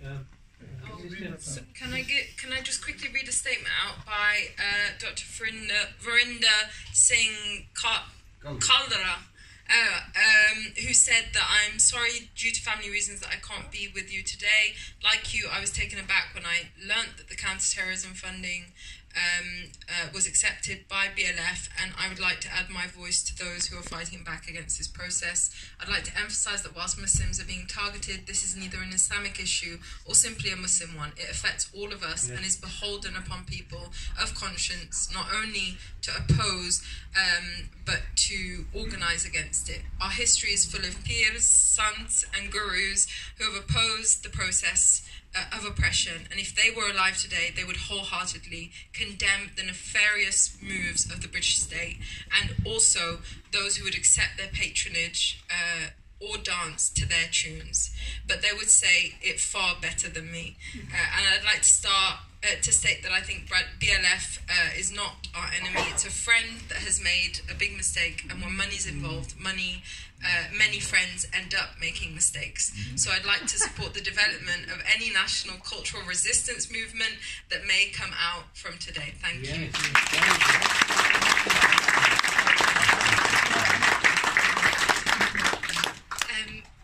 can we first of all give a round of applause to this amazing panel? Very inspirational. And definitely for all of you who have attended and supported all these speakers and who will continue to support and fighting against Prevent. So now we're going to, that's question and answers all done. The petition's there, but would you be, is it possible that you could organise speakers for every month? Or will it be here in Bradford? I think, yeah, the emails would be good. Are in many cases looking for funding and not receiving the type of funding they should receive for the type of projects they do. And it says to them, well, we are benign and we are about protecting this safe space. But if we look at that and the definition of extremism according to the government, it is vocal or active opposition to our fundamental British values, including democracy, the rule of law, individual liberty, respect and tolerance for different faiths. We also regard calls for the death of members of our armed forces as extremists. So let's go through that one by one. Democracy, or the limited extent to which we have parliamentary representation in this country, is the product of extremism. What do I mean by that? For 300 years, from the Putney debates to the Peterloo massacre to the Chartist movement, the leader of which, a black man, William Cuffey, was deported from this country because he was so extreme, merely because they were asking for the right to vote for people who didn't own land. So the very thing that supposedly is the #1 defining point of British values was actually an extreme demand for hundreds of years, and viewed as such. If we look at the issue of the rule of law, as has already been made, and as we have living proof and a survivor of that process in front of us, habeas corpus, supposedly a defining column of Britishness, has been rendered an irrelevance to people that occupy that state of exception. And those people, obviously, are not all Muslims, but are Muslims. So not all Muslims occupy that state of exception, but some Muslims have been put into that position of that state of exception, not having the right to see the evidence held against them, not being judged by a jury of their peers, being detained indefinitely, being extradited and whatnot. Also, this issue of individual liberty. Well, who is racialized to such an extent that at this period of time they carry the mark of the plural? They are not held accountable on the basis of their actions, they're held accountable on the basis of an imagining of something that they are perceived to belong to. So also, if we look at this last bit in the way extremism is defined, the calling for the death of armed forces. Okay, well, according to UN Resolution 3743 of December 3rd, 1982, any people that are exposed to foreign occupation have the right to armed resistance. Now that can be construed in the context of Britain occupying Afghanistan, a country that's occupied 4 times over the last 200 years, or Britain occupying Iraq, a country that's occupied 3 times over the last 100 years, as calling for the death of British armed forces. It's not UN Resolution 2787, also the Protocol 1 of the Geneva Conventions of 1949, also affirm the right of occupied people to resist. Now, so what we actually see is the way that extremism is being defined is so loose that it could apply to many, many different people. And it certainly would have applied to talks which I was scheduled to give at the Bradford Literature Festival. So the problem with taking that money, even if you don't adhere to this frankly totalitarian view of thought, and this linking of thought to potential crime, even if you don't adhere to it, if you take the money, what you're doing is justifying that industry. And as the point was made earlier, you are supplying the demand for that industry to exist. Also, it's really important we never ever forget, and it's actually Chris Hunter, a former employee and terrorist expert for the British government, made this point in an interview of all people with Nigel Farage. Now this is publicly accessible.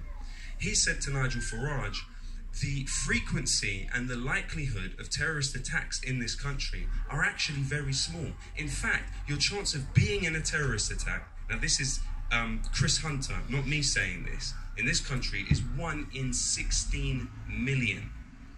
Now, the Counter Extremism Fund, according to 2015 spending review, is £2 billion per year. The Counter-Terrorism Fund is £816 million per year. I'm sure that this very event, okay, was the basis of somebody being employed to, whether it's just following it up online, collecting data, or come to it personally and record it and listen to it and maybe ask a question. This is a massive industry that keeps many different people employed. There are some that have actually grown very, very wealthy off of this industry. When we look at that figure, so 1 in 16 million, and then we look at the EU research from 2006 to 2014, which found that of all terrorist attacks in EU countries, only 0.7 were carried out by people that claim to be Muslims. Mathematically, does that add up? Does it add up that you would have this level of expenditure in a situation where 130,000 people are believed to have died over the last 10 years because of austerity? That you can afford this amount of money to police what are crimes, real crimes, but carried out by a negligible percentage of that population and affecting a very small amount of people. You're 100,000 times more likely to die in a car crash. Of course, we can't forget that Mark Sageman, analyst for the CIA, in his book Misunderstanding Terrorism, applied with his data that he had access to, that it was around, well, less than 1 in a million Muslims in the Western world, as he defined it, to be likely to have anything to do with political violence. So to police this population, and the legislation is, I think, really the most important part of Islamophobia. We look at Schedule 7 Terrorism Act, which it's illegal to not answer a question if detained under it. Any electronic device that a person has can be held. If you're a person or a man of Pakistani origin, you are 154 times more likely to be stopped under Schedule 7. Now that is clearly an aesthetic judgment being made on those people. That's nothing to do with what that person believes. And this is important that we also affirm again and again that Islamophobia is a form of racism, because the way that it functions is in a form of determinism. It may not be biological determinism as we know it.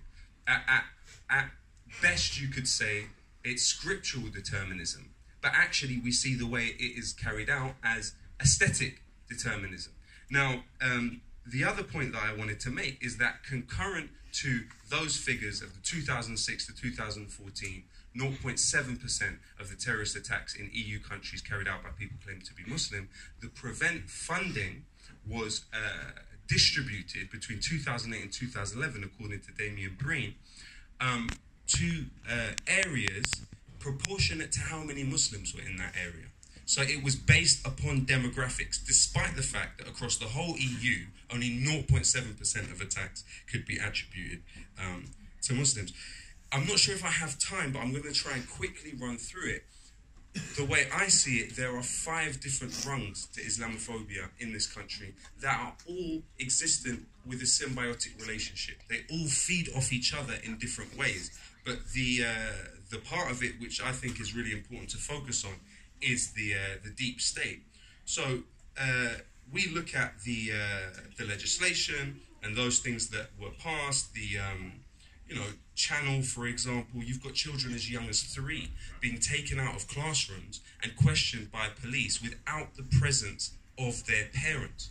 And in fact, the Shamima Begum case is spoken about as being a failure of the counter-terrorism services. Do you know why they say it's a failure?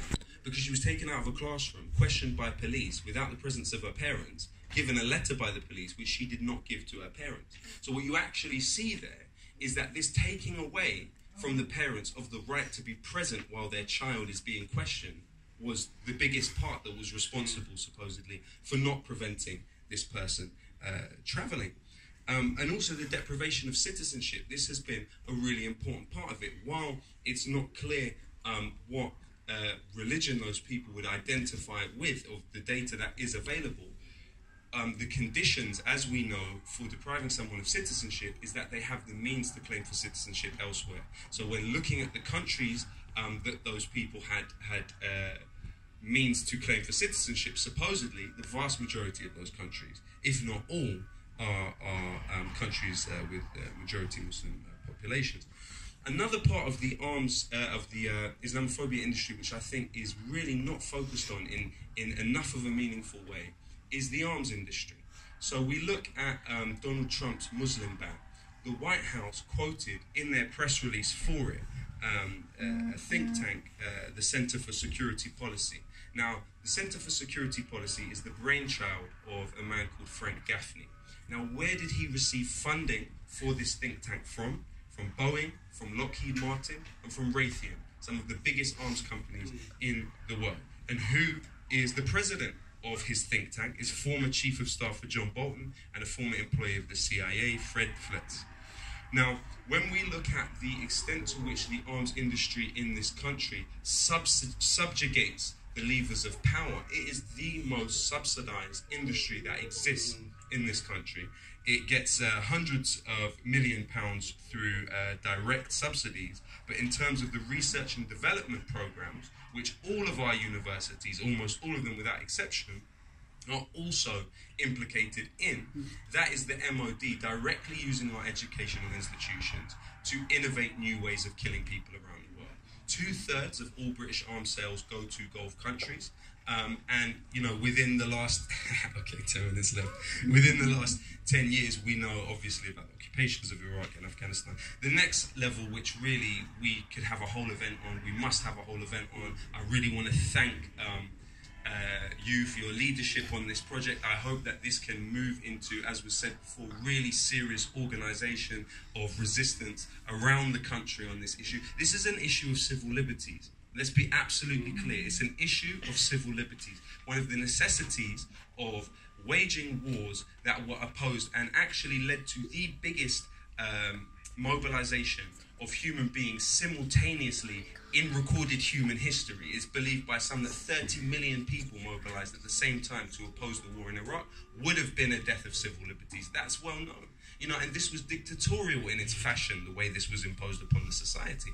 But the next rung, which I would love to speak about at length, maybe later on today, is the think tanks and the way in which they create non-peer-reviewed studies which attribute irrationality to Muslims, play acrobatics with percentages, which are then fed and propagated uncritically by even the liberal media, and then with the symbiotic relationship between the think tanks, the media, and the government, that supposed manufacturing of fact then goes into and informs government policy. And we see it in many different ways. We look at who funds these think tanks. In 75% of the cases, it is 75% of the cases, it is people who also fund the building of illegal Israeli settlements in the West Bank, in Palestine. That's an important relationship that could be teased out much further. And then, you know, the media, obviously, but the last rung of the Islamophobia industry is the street fighting side of it. Is the side that creates such a spectacle and actually takes most of our energy. Most of our energy is spent on looking at Katie Hopkins or Tommy Robinson, but not looking at the fact that Tommy Robinson was taking his funding from the Middle East Forum. Who were the Middle East Forum funded by? Capital donor. Their money largely is believed to come from the Koch brothers, oil billionaires. The Middle East Forum also with their director, a former employee of the Israeli Defense Ministry and the Israeli Foreign Ministry. There are relationships which need to be interrogated here, and there are ways in which pressure groups are set up in an astroturfing situation to make situations look grassroots when in fact they are social movements from above. They are attempts of the powerful to dictate the way things must be, and they are a subterfuge for the intelligence services to massively increase the amount of money that they have to employ people that work for them. So we have to be clear about what this project is. try and be as unemotional as possible and try and be really cold, hard, and look at the data of it. Thank you very much.